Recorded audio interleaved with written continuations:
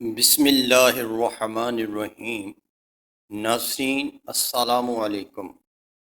آج میں آپ کے ساتھ حضرت ابراہیم بن ادھم رحمۃ اللہ علیہ کا ایک واقعہ شیئر کر رہا ہوں۔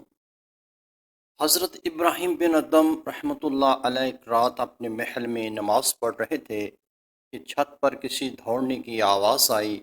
پوچھا کون ہے؟ جواب آیا کہ میرا اونٹ گم ہو گیا ہے، اسے تلاش کر رہا ہوں۔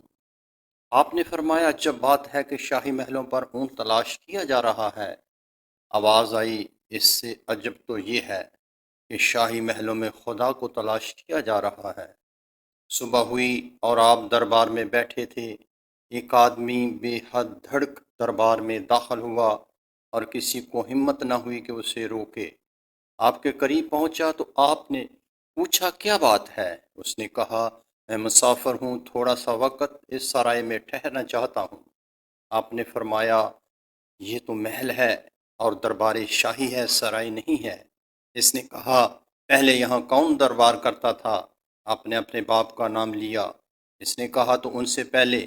آپ نے اپنے دادا کا نام بتایا۔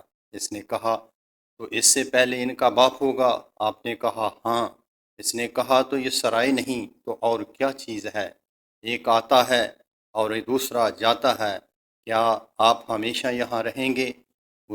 وہ اتنا کہہ کر چلا گیا۔ آپ کے دل میں ایک جوش پیدا ہوا۔